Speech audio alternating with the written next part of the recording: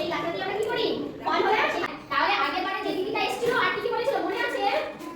কিচ্ছু মনে নেই, সব মাথা থেকে উড়ে গেছে। তাহলে আমাদের কি করতে হবে? প্রতিদিন একদিন করে এসে তোমাদের সঙ্গে কথা কবিতা তো যেটা মনে আছে তোমার যেটা মনে আছে আমি পারি না।